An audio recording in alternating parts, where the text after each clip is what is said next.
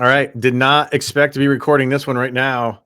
Massive trade for the Colorado Avalanche as they get rid of Mikko Rantanen to the Carolina Hurricanes. Let's talk about this thing. Locked on Avalanche coming at you.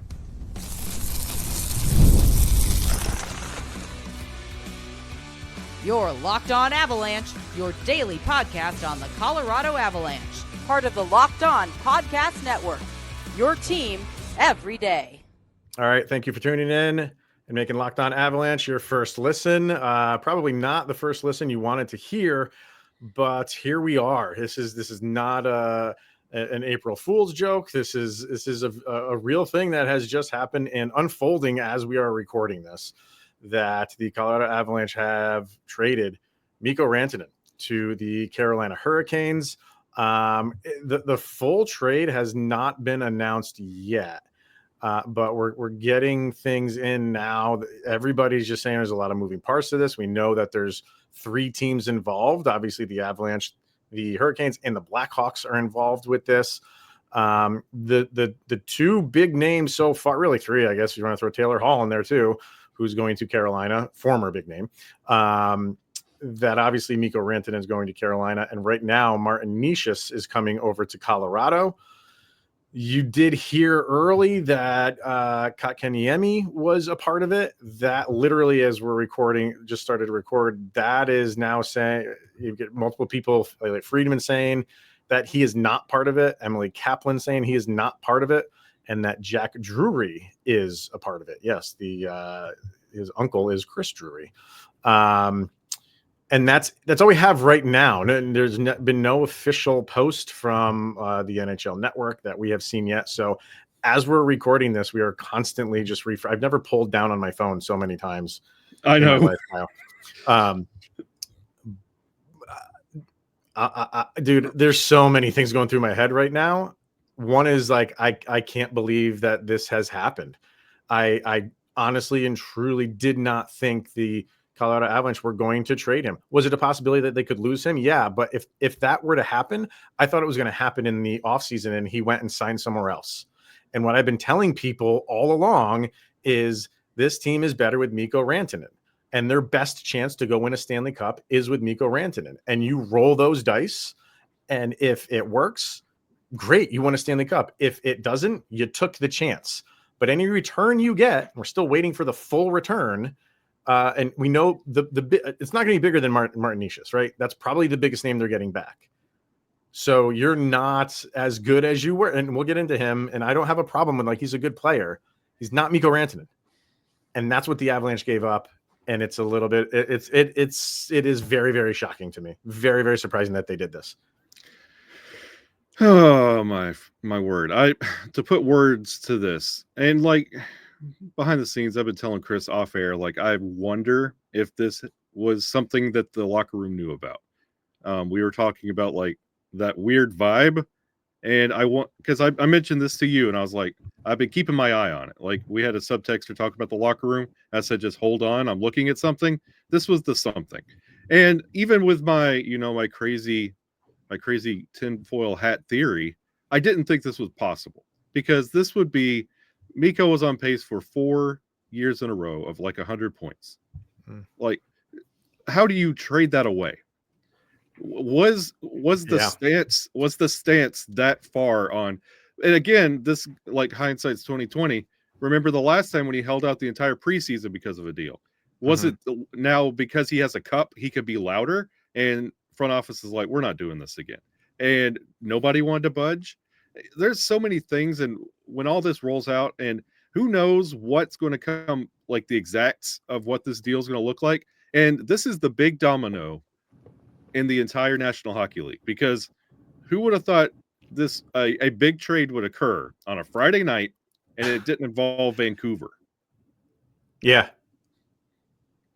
that's true. Like that's what you kept hearing with stuff out of Vancouver, and they had a deal on the table, and then it got pulled off with the Rangers, and so you really were not hearing a lot. Hang on, you were not hearing a lot from the Avalanche camp that Mikko's going to get traded. You've heard the opposite. You've heard that they are going to stick to this. Yes, they're far apart. That's part of negotiations. I'm really curious to see, forward thinking, like down the road, like what the sticking point was or was not. And yeah, like you heard he was at 14 because his agent is the same agent as Draisaitl, and that's what Draisaitl got. That's where he wants to be. You're hearing the Avalanche didn't want to give him more than Nathan MacKinnon, or if they be those two be right around each other. Excuse me. But for me, like if that's the case, if you really were sticking to like we can't pay you more than Nathan MacKinnon, I'm not buying into like I don't like that business, because somebody is going to on this team, probably even Cale Makar when the time comes, he's going to pass Nathan MacKinnon. And it's not because you feel like Nathan MacKinnon is not worth it. It's just that's how the cap works. Mm-hmm. It goes up. So guys can command a little bit more money. And I really hope, and I wonder if they didn't really want to upset Nathan MacKinnon that much, where they didn't want him to not be the highest paid player on that team. If that is true, I just feel like that's a little bit petty to me. And if the cap stayed the same, fine. I can totally understand that. But the cap is supposed to go up a pretty substantial amount, expected to. And that's the other part I'm shocked about, is they didn't at least wait until you heard what the cap number is going to be for next year to make this deal. So the fact that they didn't do that really makes me feel like maybe that was their sticking point with Mikko Rantanen. We're not going to pay you more than Nathan MacKinnon. Even if we have a little bit more money to do it with, we're not going to do it. And I'm gonna throw it back to you on those 2 points, because again, I don't think I've been the fondest of the current state of the front office right now. I'm not the biggest fan of how things go with the Colorado Avalanche, but I'm going to throw it to you this way.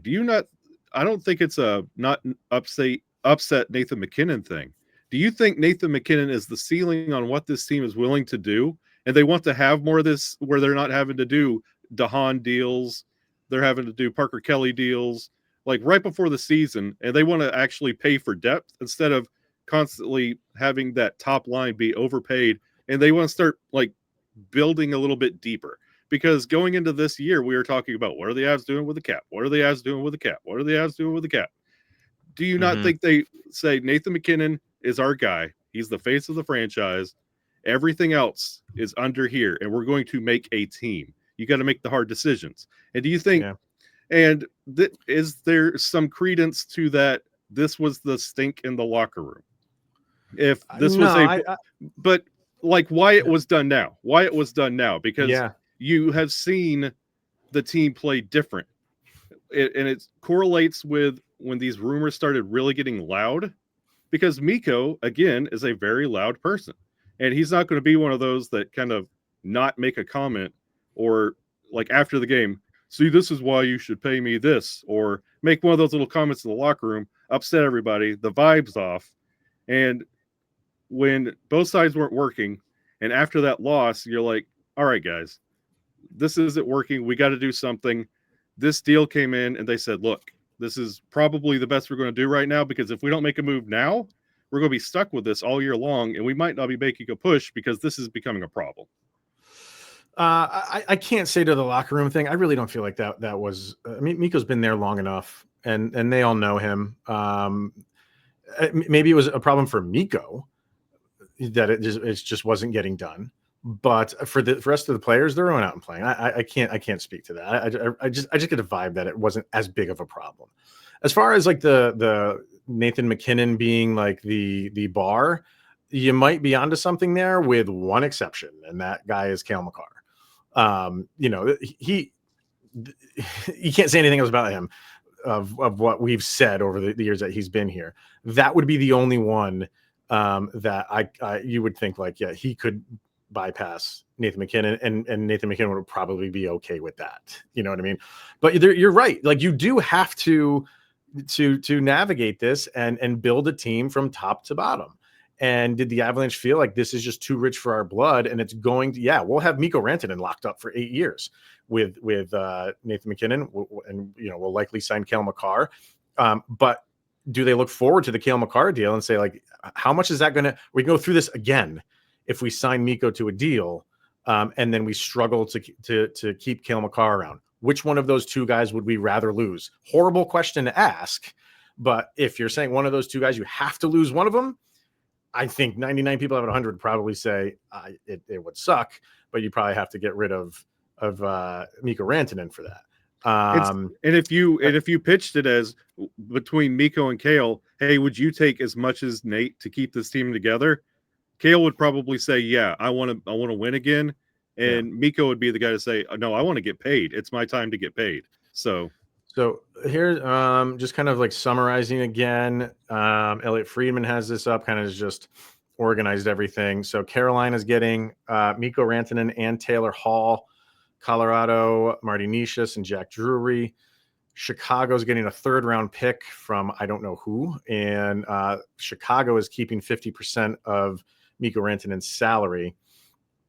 And here's the other part of it is an extension for Mikko Rantanen is not part of this deal. I saw that as well. So it could be a rental for Carolina. And the risk that I was saying that the Avalanche I thought were going to take for the rest of this season is exactly what Carolina's doing. Carolina's saying, sure, it's a big risk to take, but we got to go for it. Mm-hmm. And someone like Mikko Rantanen makes your team better. And that's what they did. They brought him in. Yeah, you lose Martin Necas. But we're still getting, here's another post from Frank Saravelli. Says the same thing. And he says, let's see, Mikko Rantanen, Carolina, Chicago retains the money. And he just ends the tweet with more moving parts. So he also says, not sure how to process yet, but impeccable source said this Rantanen deal was not the biggest thing on the table in the last 48 hours. What does that mean? Okay. I think I have a hint that the end of our show might have been kicked around. You wonder.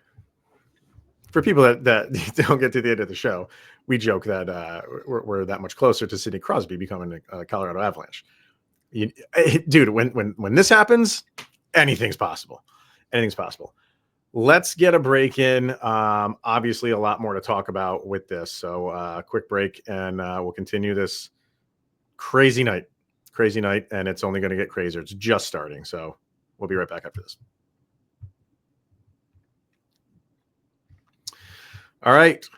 Game time. Yeah. If you love going to live events, even without Mikko Rantanen, hi, because I'm going to be going to a live event in 2 days of the Avalanche and the Rangers Mikko Rantanen-less.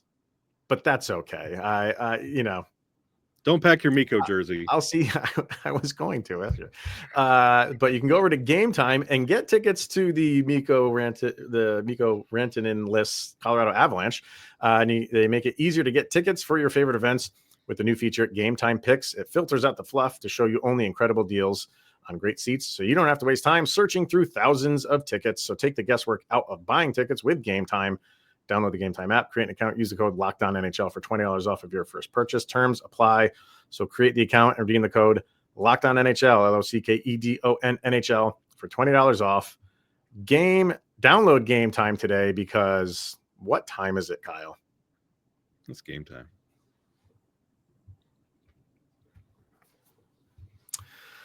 Okay. There's so many people just in shock right now. Like the timing of this is a little bit odd to me, because again, I always thought the Avs would see the big picture for next year in terms of what the cap would be. Seemed like they didn't want to wait for that, or maybe this takes place during. Hey, well, I don't think it out loud. Maybe they did want to do this before the Four Nations tournament, because worst case scenario, God forbid, Mikko Rantanen gets hurt in the Four Nations tournament. And now he's just, you can't get rid of him at all. So I maybe that played a role. I don't know how much. There's so many percentages of this played a role, that played a role. Who knows? We got another update here. Wyshynski just put something out. And Carolina, for everybody, while you're pulling, right? Yeah. While you're pulling, it's got picks in there as well. The third pick for the Chicago 2025 third pick, right? Oh, no. Colorado 2025 second and a 2026 fourth. So you couldn't even get a first round pick for him, man. Really? But Really? and like and to you everybody, don't have a first round pick next year. yeah, true. And like I Oh, want to speak to the Avalanche fans that are sitting like us, kind of like in shock and like, what are they going to do? This Avs team also decided to move on from like Peter Forsberg at one point. Like when we talk about like Mount Rushmores, there was after a lot of these guys as well. Like this is a business decision, and we'll see how this ages. This is going to be one of those things like when we watch Erod in Florida, and when we watch Burakovsky in Seattle. When you're like, we'll see how this goes. This like wait till that contract does become the conversation for Carolina at the end of the year. What it like? right. Hey, he could come back. That's exactly what I was about to say. Like never know. you could go out there and this could be his little, okay, you think you could get money somewhere else? Fine. Go to Carolina, see if you have that same success without Nathan McKinnon, Cale Makar feeding you the puck. And then, wow, you know what? That $12 million, it doesn't sound so bad after all. I'm coming back to Colorado. And it's like, it's, I know it's terrible, but again, this is the terrible thing about sports. It is also a business. And if you're not getting anywhere and it's becoming a distraction and you're not, it's a thing, you have to do things like this. And like the incoming pieces that we are seeing, like depending on whoever it is, it's not bad. Like Necas he's all right. We'll get to him in a second. But what the last thing I wanted to say, maybe not the last thing. There's going to be a lot of things. There's going to be a lot of things. The Avs needed to shed cap somewhere. Mm-hmm. We didn't think it was going to be Mikko Rantanen. Here we are talking about Miles Wood, maybe Sam Girard, maybe even Josh Manson. You're finding like these other contracts to if Gabe Landeskog returns, and he did make the trip. I was about to East say, Coast. How crazy is it that Landeskog got on the plane and Mikko never got on it? I'm sure he's just traveling with the team, because you would hear a lot more of him practicing and stuff like that for him to make a return, hopeful return. But just the timing of all of this is just crazy, because you're seeing pictures of Gabe Landeskog boarding the plane, and then you hear that Vanachuskin is now week to week, and he might be out longer. Well, he is going to be out longer than we expect.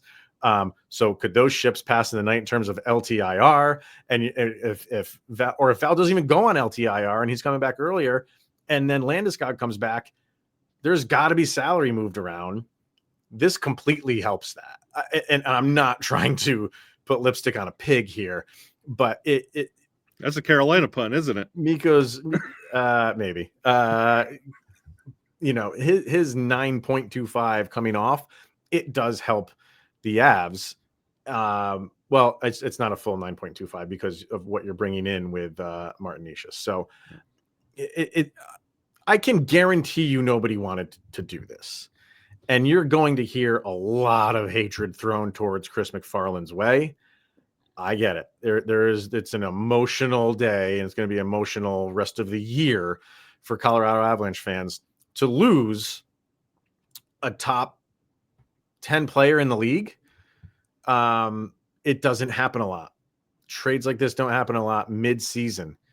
But I just have to feel like the Avalanche felt like they were at a stalemate, and to make a move makes you feel like there was no hope. They felt like there was no hope, that nothing was going to happen. And I fully blame Leon Draisaitl for this, because if he never signed that extension, we would not be here right now. And I kind of joke, but congratulations to Draisaitl for getting that deal. But it sounded like before that deal happened, you were hearing things like, hey, things are happening, things are good. Jonathan Drouin signed a 1-year deal. All was happy. Everything was rainbows. And yeah, we're working on Mikko, but things are progressing nicely.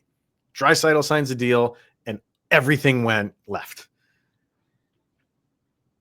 I don't know, man. So I will say this. Raw emotion right now. Yeah. In this moment of raw emotion, and I can't believe I'm saying this, like, just because of my stance that I've had so far, just trust the process for a little bit. We still have a trade deadline coming up. You still have pieces to acquire. The Avs just made the first move because things must have deteriorated fast with this stalemate. And the Avs just made the first move, and honestly made all other 31 teams have to jump just a little bit more to their plans, because the dominoes are falling earlier than expected. So when you're talking about Vancouver and what's left for the Rangers and what's coming out of Pittsburgh, all these other moves that are being rumored, now they've been accelerated. And the Avs, they're shedding cap, they're making some moves. You're hearing they're not done, and I don't think any team's done. So you're going to see how this works, and things can still happen. Just trust the process a little bit, and we could start yelling at McFarland at the end of the year if everything doesn't come in fruition. But yelling about it right now is not going to get a single thing done. It's tough to convince. I'm with you. I always do that. Like, okay, let this play out in full. Get the full, get your full trade tree in order. But I don't think people are going to want to look beyond what just happened. Yeah, and that's understandable. You know what I mean? Like this is a guy that has made your franchise elite. He's been part of it, and he is now gone. So I think Avalanche fans are standing there with their arms folded, saying like, whatever you're doing, if it doesn't work, we're calling for your head. And the Avalanche, you wonder what the Avalanche above Chris McFarland is thinking if it doesn't work. How much, can we let him hang on to his job if he traded one of the elite players in the league, and what happens down the road? They're not going to, they had to sign off on this. They had to be okay with it for now, but you look at how it works out and how much leeway they give him down the road to see if this does or does not work out in the subsequent moves that you make. Cause like you said, like we're not at the trade deadline yet. So there's more. Let's see. Like Kyle's exactly right. Let's see what the full picture is heading into the playoffs, how the season ends up going into the off season.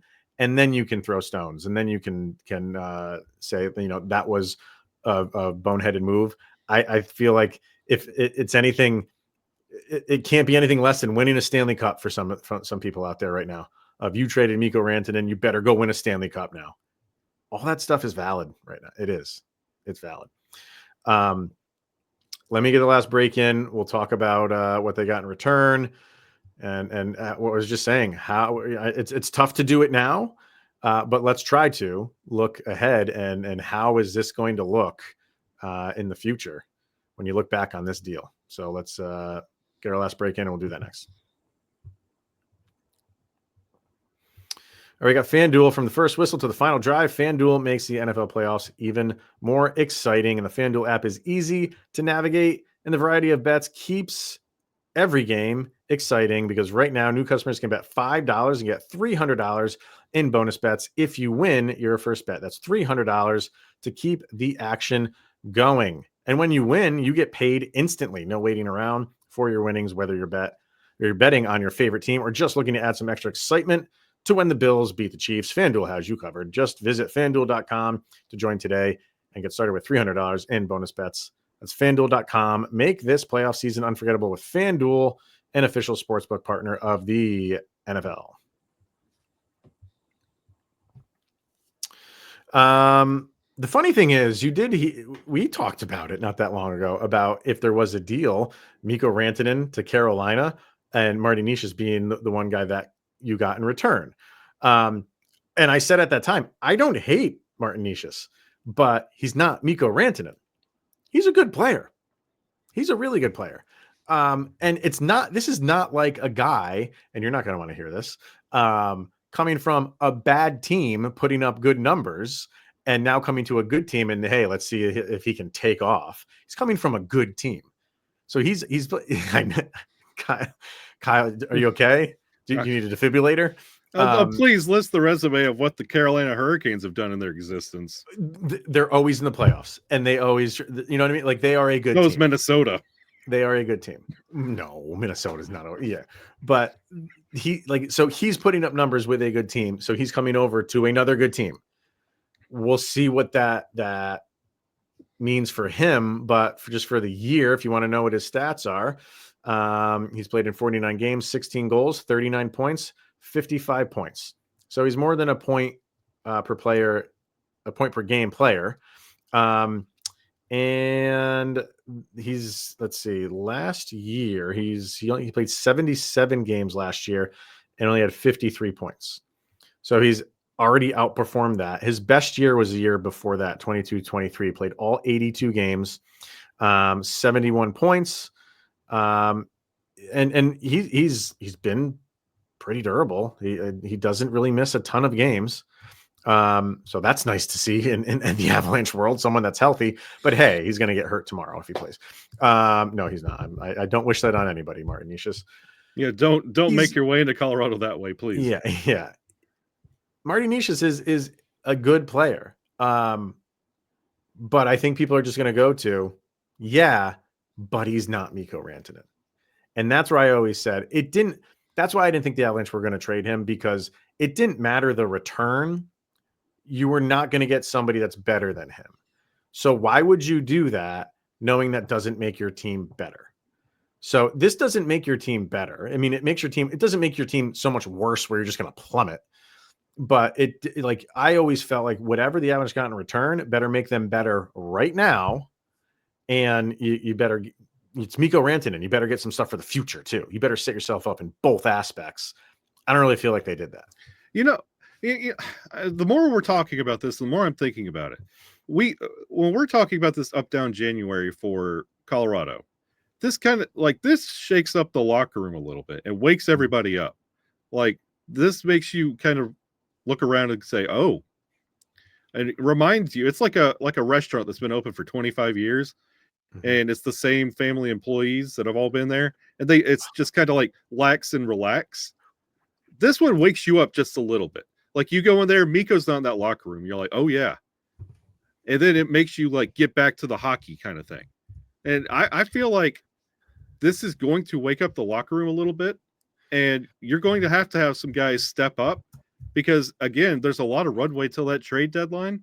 Mm-hmm. And you can still grab some pieces in there. And when it goes to the Casey Middlestats struggling and all these other things, some interesting things.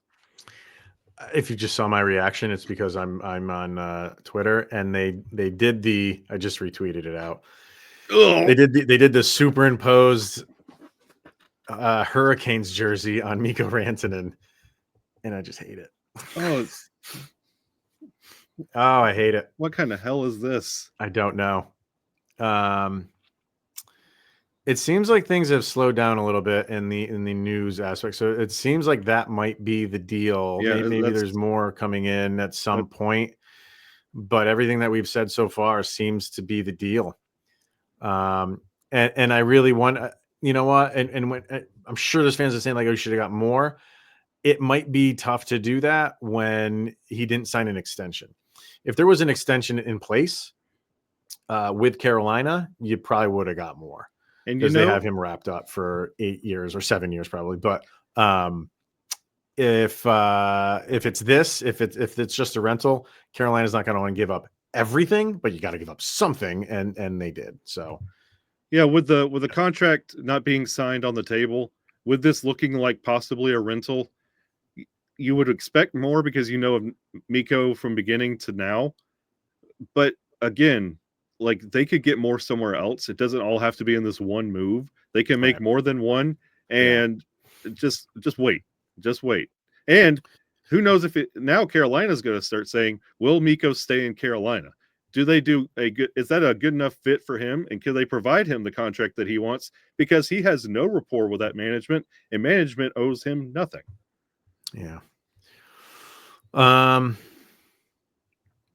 All right. Well, what do we think, man? When we look back on this, I know it's tough to do it right now, but just maybe looking into the crystal ball, and it's going to go down as one of the most epic trades in Avalanche history. But are we going to look back on it as a massive mistake, or and it might take a couple years to really pan out and see what everything, how all the cards lay out.